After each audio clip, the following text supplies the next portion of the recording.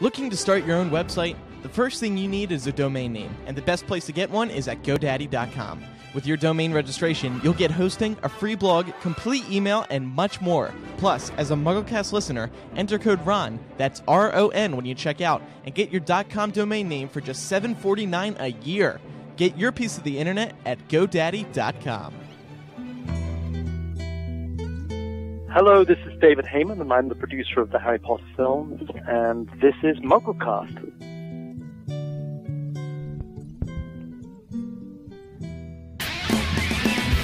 Because, by the way, this is MuggleCast, episode 205 for August the 14th, 2010.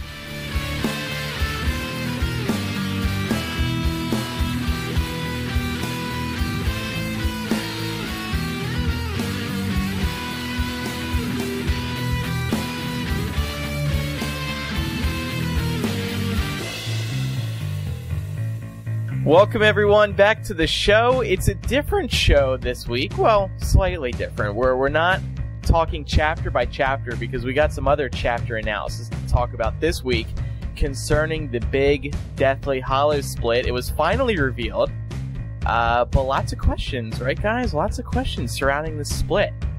Personally, I'm wondering, is it a good split? And, was this intentional or is WB furious now? We have Nick joining us, too. It's been a while. Hey, Nick. Yeah, hey, how you doing? Good to have you on. Wanted to get the British perspective, of course. Oh, thanks for having me back. So let's get into it. It's going to be a big Deathly Hallows Day as we catch up on news, read some emails, and a lot more. I'm Andrew Sims. I'm Eric Skull. I'm Mike Atanimo. I'm Matt Britton. And I'm Nicholas Myers.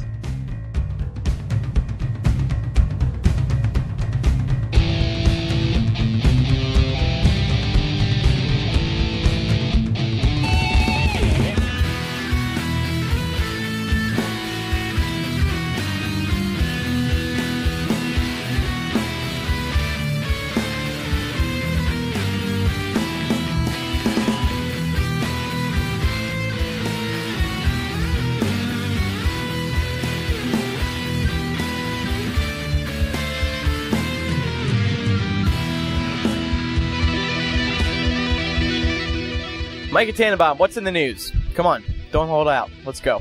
All right, well, earlier this week, Entertainment Weekly revealed where Deathly Hallows will be split. And for those of you who don't want to know where the movie is going to be split, please skip ahead. I'm not sure exactly how many minutes to skip ahead. Just skip the entire episode. Yeah, skip the entire episode. I would say... Actually, go back. Just review older episodes of MuggleCast. Like that one where we interviewed David Heyman. That was kind of cool. That was a good one. Well, I'll put in the show notes how far people should skip ahead, so there's no question. You can do an exact skip ahead. All right, so go ahead, Micah. Now that the people who don't want to be spoiled are covering their ears, where is it split? Dun dun dun. Well, as I tried to say the first time around, it will be split, according to Entertainment Weekly, at about chapter 24 of the book, which is where Voldemort goes and gets the Elder Wand from Dumbledore's tomb. Yeah, it's very dramatic, I know. Hold on to your seats. Had we considered this? No, we haven't, and that's why it's so awesome. No, because Micah, do you think? In there? Yeah, that scene. You don't think so? That scene where Voldemort's actually at Dumbledore's tomb and grabs the wand and is mirthful. The lightning comes that only out. appeared in the most recent trailer. That was like a few weeks old. So I don't think we guessed simply because we didn't really know that this was going to be a pretty big deal. That he shoots lightning up into the trees and he's all happy. Like, we didn't even know that scene existed in a way. But the hint, but Eric, I mean, if you think about it, I just watched the trailer just a couple minutes ago, and it kind of has like a little bit of a hint that would have been the split, because that's the point in the trailer where it goes to black for a few seconds after that scene. Oh, what, did the credits roll? Did the credits roll, Matt Britton? No, the credits don't roll. No, they cut it before the credits start rolling. Is there like a produced by, boom, in the next No, summer. it's already done. It's already edited and everything. It's in the trailer. You're just waiting on directed by David Slade. I don't think that's going to be. I don't know about that. That would be. No, if that's the very, I'm just very, kidding. very, very, very end. I feel like, yeah, but I feel like it's a. I feel like they need to end on Harry, like like maybe Harry waking up from a dream in which Voldemort just had the underworld. Doesn't Harry see through Voldemort's eyes the opening of Dumbledore's tomb? The spider-like hand swooped and pulled the wand from Dumbledore's grasp, and as he took it, a shower of sparks flew from its tip, sparkling over the corpse of its last owner, ready to serve a new master at last. And that's what Harry sees through Voldemort. Oh, you guys are right. Damn it, that's so hardcore. Harry have a reaction shot? Today, I decided to read chapters 23 and 24, sort of to get a good idea of what the end of part 1 will be. And I think it's perfect now, because there's a big action scene, and then there's the sort of the calm point at the very end where it's sort of a resolution, but it's also a huge cliffhanger. So it's got everything an end of a film should have. Well, chapter 23 ends with Dobby's death, which is very, very, very, very, very sad. Right. And then so you have action, sadness, and then cliffhanger. Yeah. Mm-hmm. Yeah. Well, it's such a perfect cliffhanger, too, because the way that the movie's laid out, that's right after you figure out what exactly the Elder Wand is and how important it is in this the final battle. It's the wand that everyone needs because it cannot be, there's no other spell or wand that can overpower that wand. And then we finally see at the very end of the movie that it's Voldemort who has the Elder Wand. And they'll spend a lot of time on that scene with Ollivander and Shell Cottage, saying how, oh yeah, P.S., this wand, the Elder Wand, is huge. No, you need it. And then, a few minutes later, you see Voldemort taking the Elder Wand, and everyone's going to be thinking, well, how the hell did this happen? How is Harry going to save the day now? You're really not prepared at all for this. Well, I wanted to read what David Heyman said to us when we spoke to him back in June. He said the script for part 1 was written with an end in mind. The first draft was written with one ending, and as we developed it, it went to another ending. And then we reverted in part to the original ending because we felt it allowed us a more emotional conclusion and felt like it was more complete. But we've added this other scene, which I think is really amazing, and I can't tell you where the break is, I'm sorry, but I do feel it will be incredibly dramatic, very moving, and make people want to watch the next film.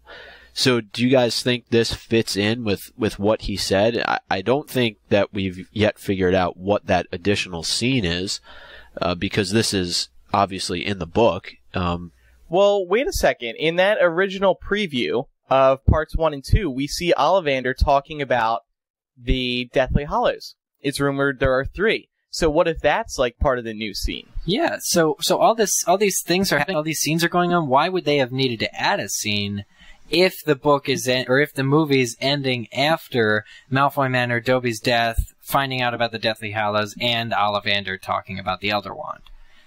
Where would they have any room, and what purpose for storytelling could it have served if they added a scene now after all that stuff takes place?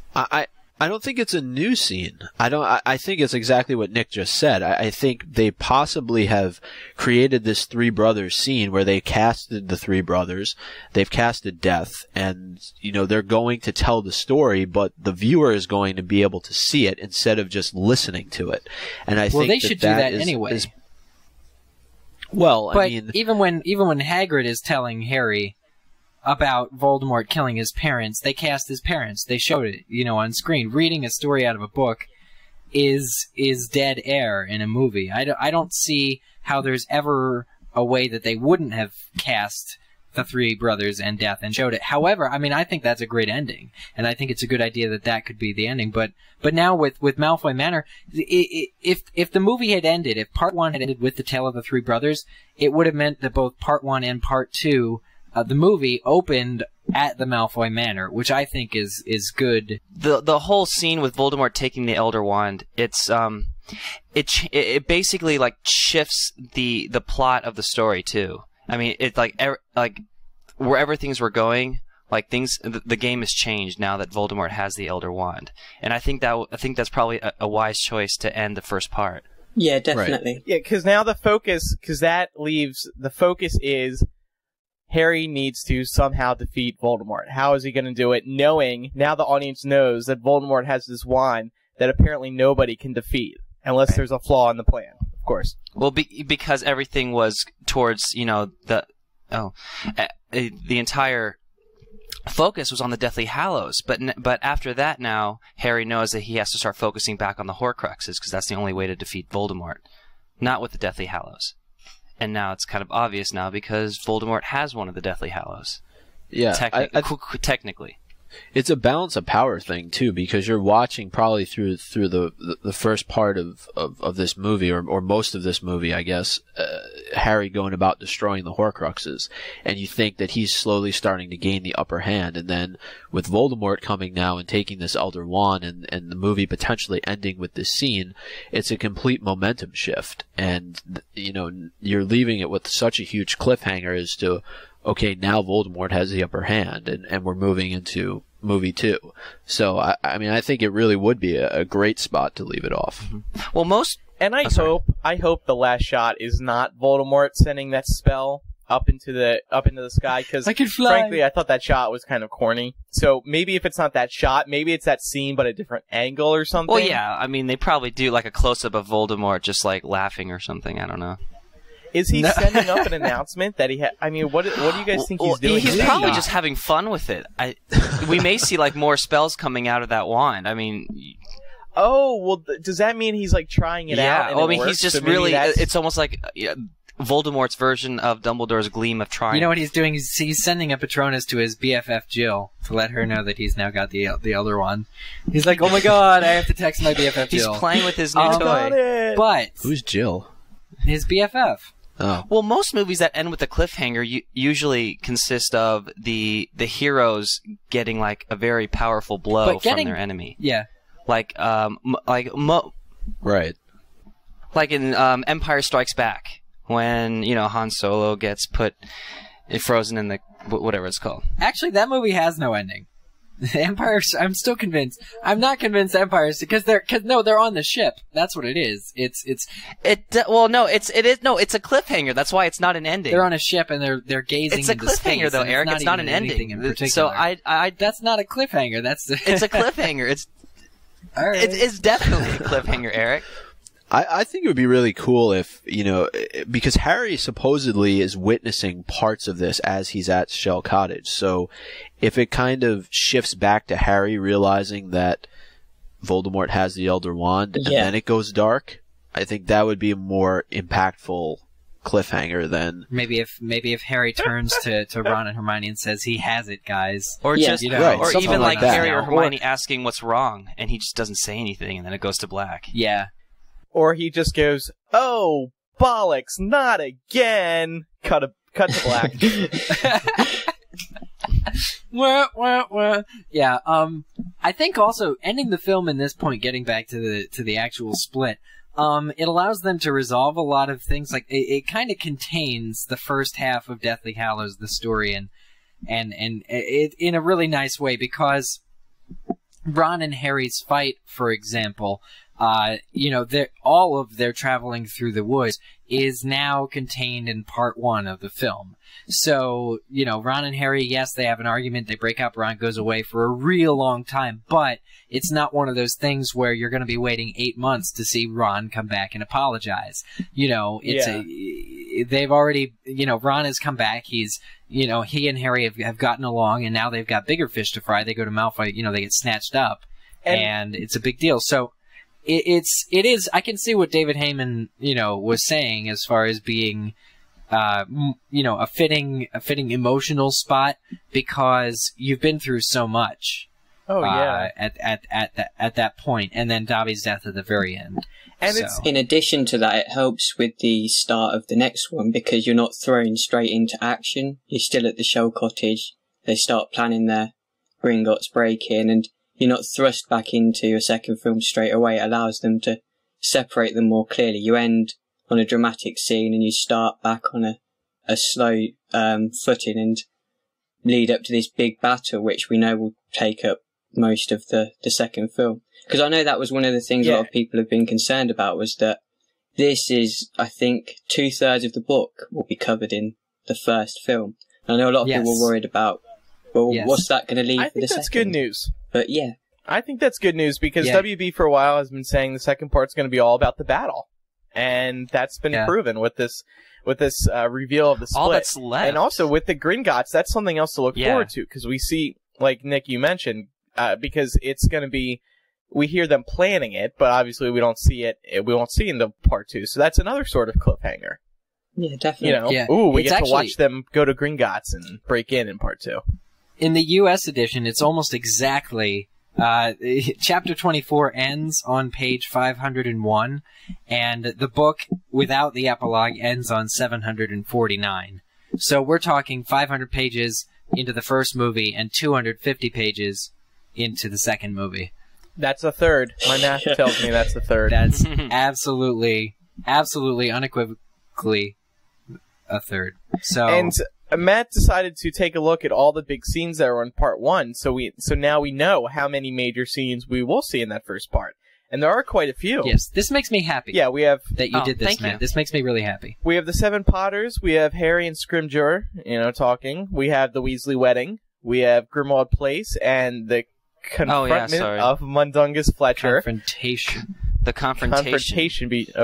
With Mundungus Fletcher. Thank you. We have Harry versus Lupin, that little fight. We have the entire Ministry scene, including some Umbridge goodness. We have Harry versus Ron, their big fight. We have Hermione and Harry's visit to Godric's Hollow, and the fight with Nagini in the little children's playroom, as we saw in the trailer. We have the destruction of the locket, which we also saw in the trailer. We have the tale of the 3 brothers. We have Malfoy Manor. And then, like we talked about, we have the death of Dobby, and then Voldemort taking the Elder Wand. And I mentioned this on the last episode concerning all the footage that we saw at Comic-Con. We do see that shot of Voldemort coming down face to face with Dumbledore in his grave. So that has to be one of the last shots from part 1, and it's got to be I think that's going to be a very epic moment, because you're seeing dead Dumbledore right there, and Voldemort just opening up his tomb.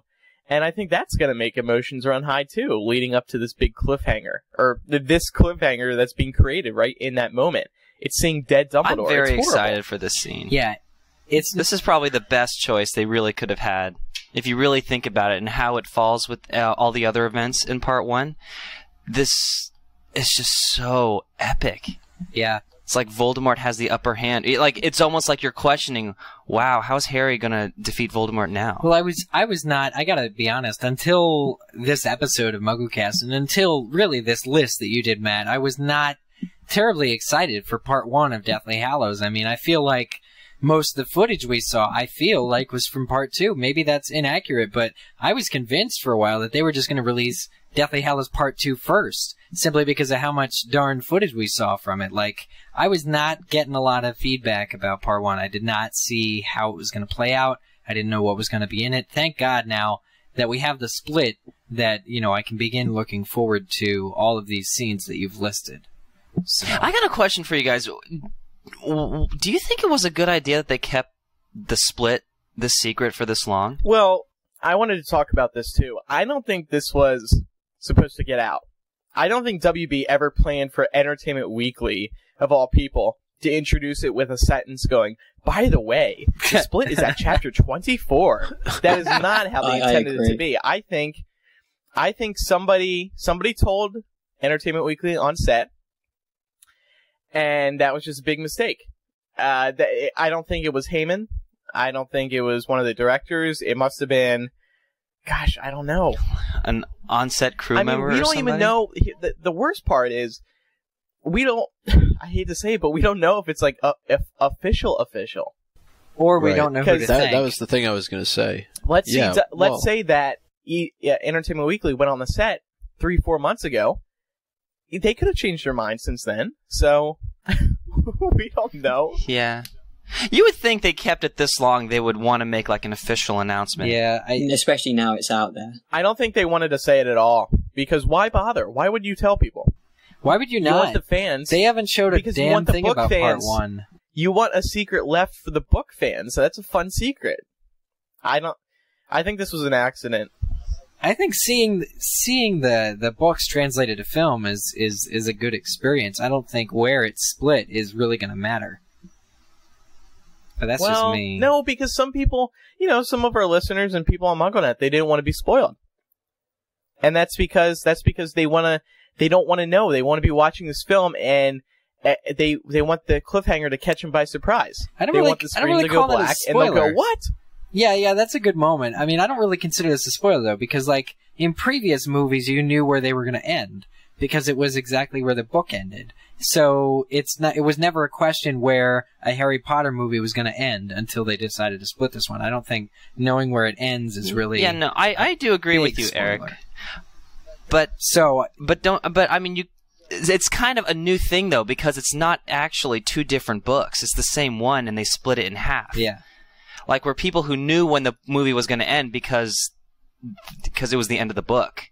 This isn't necessarily the end of the book. It's somewhere in the middle, and they kind of wanted to surprise everybody. Yeah, I just think it's a surprise. I mean, it's something like that, though. It's something as big as the Harry Potter and the Deathly Hallows film, Part 1 and 2, you know, the release of the split. That's going to get leaked. I'm surprised it hadn't before. Like, maybe somebody left it in a bar, and maybe someone from EW picked it up. And, you know, it happened to Apple. People said it would never happen to Apple. And it did. That's true. That's true. Yeah, I mean, you know, they've been secretive. They when I was on the set, they didn't say a thing. Well, of course, everyone was asking, but every time someone asked, it was just like, we don't know yet. We don't know yet. When, you know, they had an idea. They just don't want to tell us. And same thing with Heyman. If you look at Entertainment Weekly, I mean, they're obviously a very popular magazine, and they do these Harry Potter editions, you know, right before these movies come out. So maybe they just got an exclusive. And if you look at that whole article, aside from the pictures that were in there, really the only thing that's of any value is when they talk about the split. Right. But that's why I think they didn't know. They didn't know how big news this is, which is dumb for an entertainment magazine. That should have been on the cover. I don't think they did. Is it not on the cover? No. Well, Harry Potter's on the cover, but it doesn't say the split. Here's the split.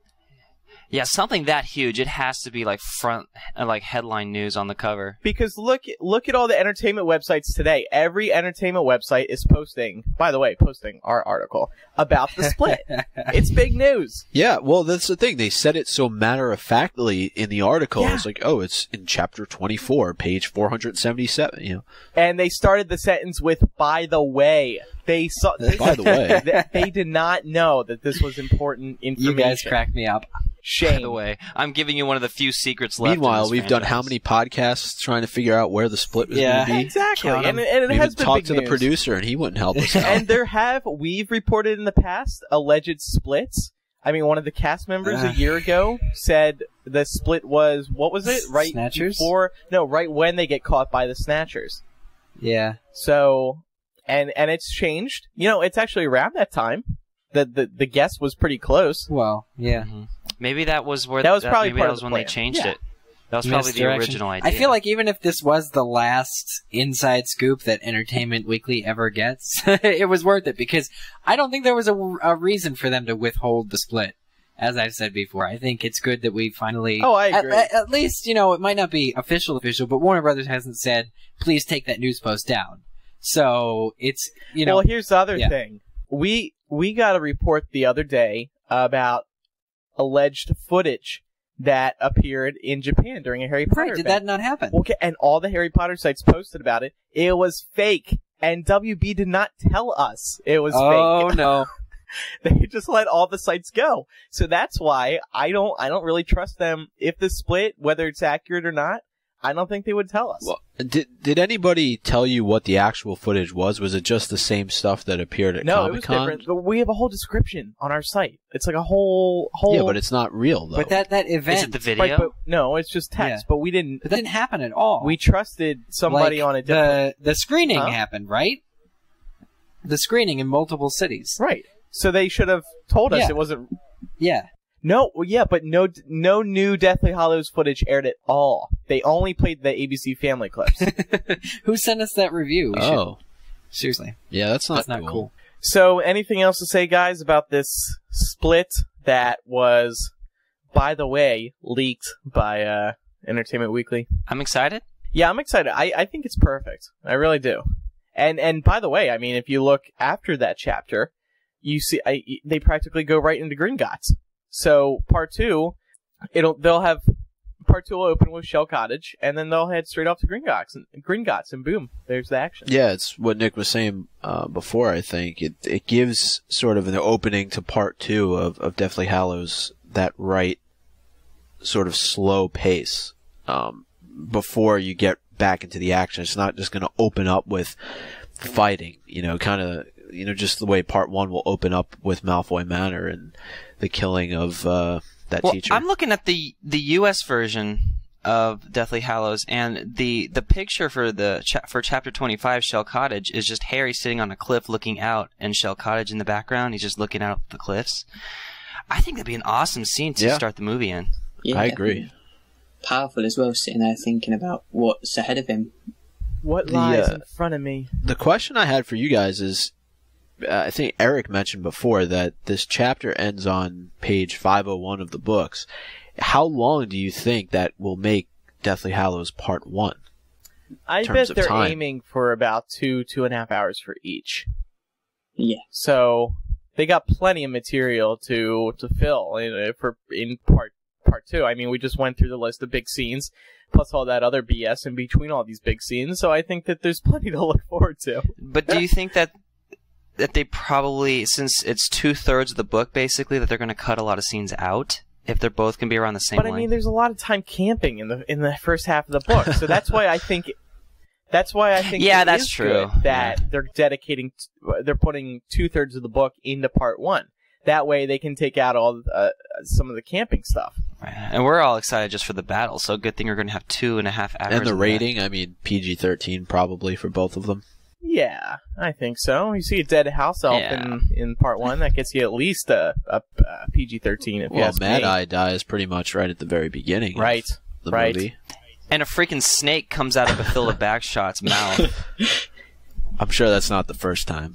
Oh my God. We got some feedback about this. We asked through our MuggleCast Twitter, what did you think? What do you think of this split? And here's a few pieces of your feedback. Grace said, all I can see is a dead figure on the floor. Voldemort picking up the wand, some dramatic music, and then blackout. Not excited. So Grace isn't too happy about that build-up. I guess just because it's a... I don't know. I don't get what her issue is. Who's on the floor? Well, I think at first glance, at first, your first impression of, the ending without really thinking about it, I mean, it is kind of subpar to some of the other scenes in the book, like Eric said, but if you go through the chapters and see what actually goes on, to me, it made more sense. Like, at first I was like, oh, okay, I can take it or leave it, but if you put it in context, it makes sense, and it seems like the perfect ending for part 1, at least in my opinion. Because it's telling the viewer Voldemort is in control of this wand that Harry was just talking to Ollivander about. This wand that nobody else can defeat. So that's why it's so important. Yeah, and I think what you mentioned before, too, you saw the scene, but I can only imagine the chills it will send up people's spines to see Voldemort hovering over Dumbledore's dead body. Oh, yeah, definitely. Yeah. And by the way, it was a very quick shot. I did not see the entire scene or anything. It was just very quick. But Dumbledore was laying on his back, and it was so Dumbledore's taking up the bottom half of the screen, and then Voldemort comes over top of him, and he's taking up the top half, and it's a very, very close shot. You can see every last whisker on Dumbledore's face. So, other feedback. Kyle says, now that I think about it, Voldemort getting the Elder Wand seems a perfect place to end part 1. Jenny says, never thought of the split to be then, but a good idea. Still has a lot of tension and a good lead in for part 2. Paige says, I honestly think they should split it where Dobby is killed and they end up at Shell Cottage. It just seems like a good place. Do you guys agree with that? I don't think you can't end it on a house elf dying. I think that's too sad. That's no depressing. Way. Sarah says, can't you hear the music now? It swells to insane heights, then comes to a screeching halt as Voldy holds the Elder Wand. Very dramatic. I agree with Sarah there. And finally, Dreaspo says, perfect. Leaves you with a Empire Strikes Back feeling of how are they gonna win this? Oh, Matt I like totally this. stole I like tweet earlier when he... I did not. I swear I did not. I did not steal this. It's common knowledge. This person obviously knows their movies. Just because you haven't seen Star Wars doesn't mean other people can't. No, I've not seen it either. Refuses. I may have to see this one just to get an idea of what a good cliffhanger's like. But anyway, Drispo says, also it has a climax, Malfoy Manor, an emotional punch, Dobby, and a cliffhanger, Elder Wand. I agree with her 110%.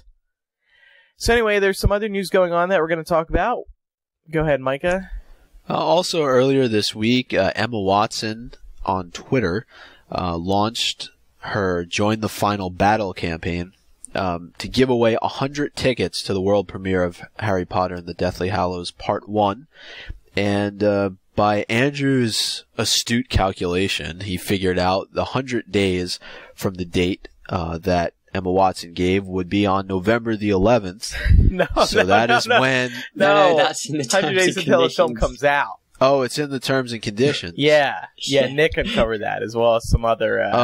I was giving you credit here for figuring this out. That's not credit. That's embarrassment. I would not sit there and count 100 days down. Yes, you would. Let's see. Tomorrow would be 99, and the next day's 98. Well, it's not that hard to figure. No, anyway, the world premiere of Part 1 in the United Kingdom will take place on November the 11th.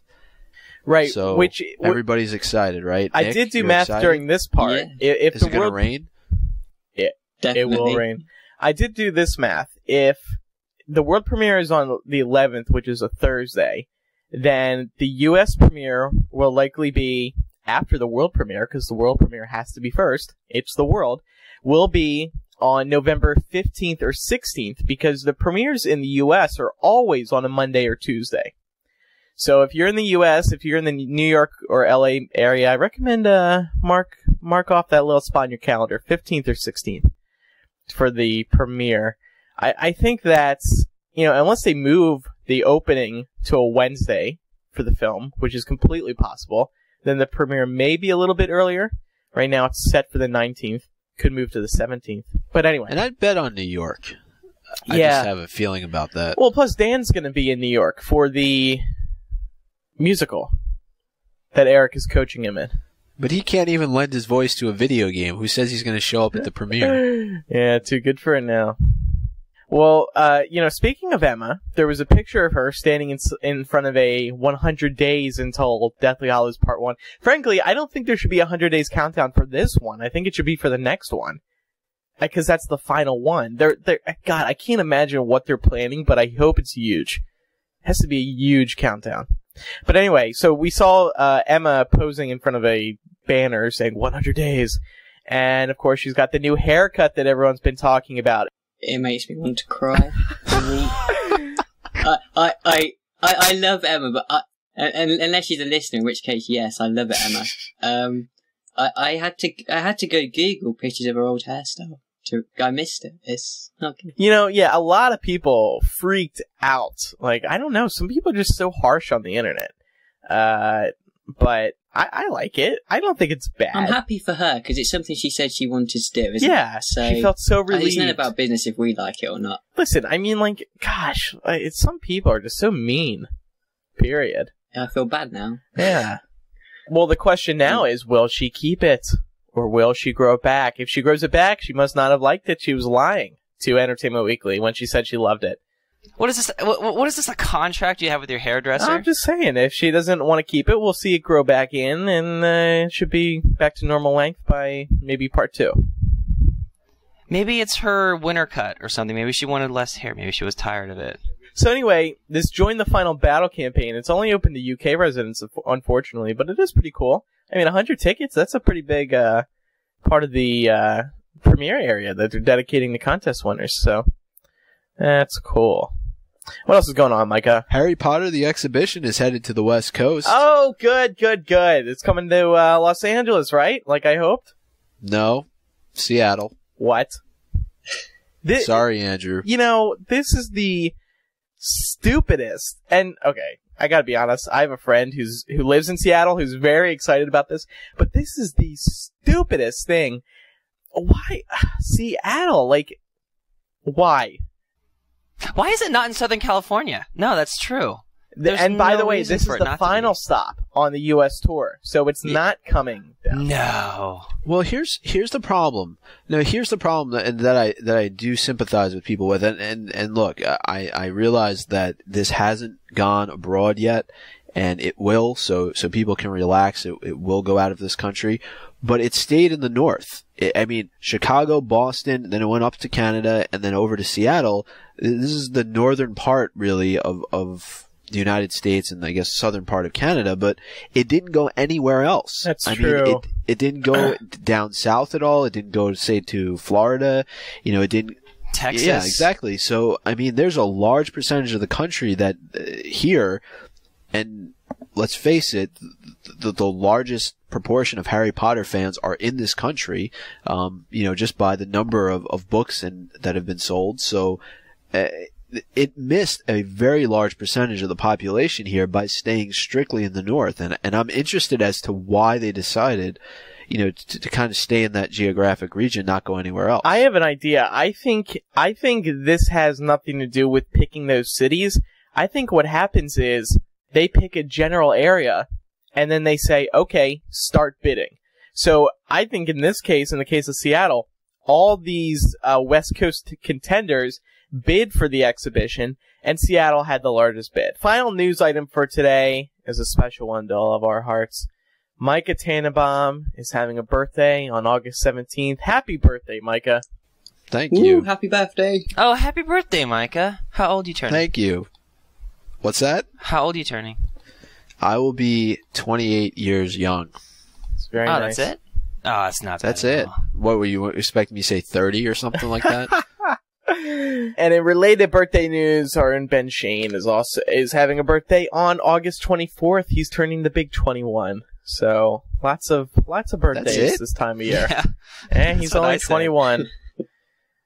Only 21. He's beyond his years, as I like to say. Wise beyond his years. Andrew is older than Ben. That's that always made sense to me. Let's get to Muggle Mail now. This first email comes from Sarah, 19 of Connecticut. She writes, "Hey guys, as a longtime listener, I've been with you since the beginning. I love when you guys do chapter by chapter because it helps me relive the books when I don't have time to actually reread them. However, I work at a daycare and things can get pretty boring at nap time, so I started rereading the 7th book. When I came to chapter 18, The Life and Lies of Albus Dumbledore, one of the lines struck me as ridiculously familiar. On page 350 of the American hardcover, J.K. Rowling writes, quote, he had spilled his own blood more times than he could count. He had lost all the bones in his right arm once. End quote. I then realized that I had just heard Andrew say those exact words on the last MuggleCast when he quoted Chapter 2 of Goblet of Fire.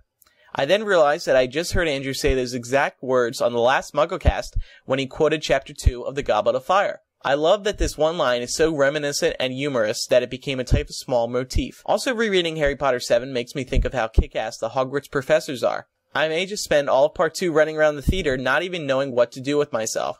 These movies are going to be incredible, knock on wood. Thanks for reading, Sarah." That was a cool catch. And good timing, too.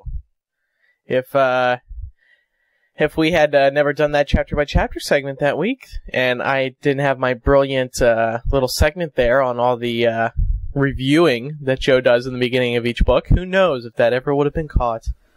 She does bring up a good point, though. I mean, I'm kind of looking forward to the professors. I guess it'll be more in part 2. But, there's a lot of cool scenes that take place. Oh, yeah. And especially is it McGonagall who sort of mobilizes the entire... Brings the statues to life. The statues to life. Yes, she does. Okay, Nick, could you read the next email from Melissa? Sure, this is from Melissa. She's 15 and from Utah, and she writes, "Hey guys, so I was listening to you guys talking about Goblet of Fire in episode 204, and wondering what Voldemort meant by milking the genie. Well, later on in the book, on page 656, Voldemort tells his Death Eaters that by using a few spells of his own invention, and a potion concocted from unicorn blood, and the genie's venom, he was able to return to rudimentary, weak body of his own. Voldemort needed Wormtail's help to collect the venom. That's what he meant by milking her. Hope this helps. You guys rock. Alice." Didn't we come to that conclusion? Yeah, snakes don't have nipples, at least as far as I know. Okay, and Micah, could you read that final email for us? Sure. Last email comes from Michael Young, 18 of Virginia, and he says, "Hey guys, I actually had this cool story of me meeting awesome people at the Wizarding World and the Potter community being more accepting of randomness than most. But I couldn't find the right words to condense it well, so I'll move to the second part of my letter. Andrew, you can wrap a cake in saran wrap foil, and it'll be good for a few weeks to a few months. I've never put a cake in the fridge. I think he meant put a cake in the fridge, unless it had ice cream. Love the show. Keep up the good work. I don't know. Matt had a special container for my cake in Vegas, and it went bad after a day or two. Any comment on that, Matt? Oh, this was with No, it didn't go bad. The rock cakes thing? The what? No, it was not the stripper. No, I said the rock cakes. What is he talking about? Harry he put cakes under his floorboard that he kept for a while, and I was like, how could that stay right. good? I don't know. I guess he's right. Maybe Michael is like that dude on Cake Boss on TLC. He knows what's up. Well, there's different types of cakes too. I mean, the keeps nice under cupboard kind of cakes. Maybe they were tasty cakes, Andrew. Those things will never go bad. Yeah, I mean, like Hostess Twinkies and stuff. I mean, they could be called cakes. All right, fair enough. Jeez. And finally today, the chicken soup for the MuggleCast soul comes from Scarlett, 17, in New York City. She writes, "Hello, MuggleCasters. I just wanted to send you an email telling you how thankful I am for your show. I'm attending high school right now, and many people think I'm perfect because I'm pretty popular and head cheerleader. By the way, this girl is just like me in my days at high school.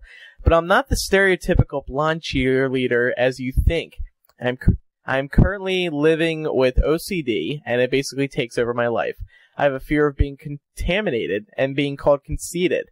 I'm closeted bisexual, so that's one of the major contributions to my OCD. But every time I listen to your show, all of a sudden I stop worrying about the things in my life, which is very rare. I hope you keep up the great work, and thank you for what you've done for me. Love, Scarlett." So thank you, Scarlett, for that. That was very nice. And the PS at the bottom, Andrew is my favorite. So I thought that was very nice. But honest to God, I do not see those little messages at the bottom until I actually get to them. until I already decide to use the email. Honest to God. Well, we had a good discussion about Deathly Hallows Part 1, Part 2, that whole split situation today. I'm sure a lot of you have some feedback about it. So if you do, visit MuggleCast.com and click on Contact at the top, and there you'll find a feedback form to contact us and let us know if you agree or disagree with anything that we had to say. You can also visit MuggleCast.com to follow us on Twitter, like us on Facebook, find a variety of links all surrounding the wonderful world of MuggleCast. Something fun I don't think we've plugged on the show yet. On MuggleCast.com, just go right there, and right towards the top, you'll see a video that I made merge. It's our trailer analysis merged with stills from the trailer. So as you watch us talk, as you listen to us talk, you can watch the scenes in the trailer that we're talking about. If you've already listened to our trailer analysis show, it's still pretty interesting to watch because you can actually see the scenes that we're talking about. And you get a better idea of exactly what on earth we were talking about during that episode. That's really cool. Yeah, thanks. Fun little side project that I think people... And I would think we should be getting a trailer for Part 1 probably pretty soon. I think you're right. We will get high-res stills on Monday from that Entertainment Weekly feature. I guarantee it. And we'll talk about those on the next episode, I'm sure. I'm Andrew Sims. I'm Micah Tannenbaum. I'm Matt Britton. And I'm Nick Myers. Thanks, everyone, for listening. We'll be back next time with Chapter by Chapter and a whole lot more. Bye-bye.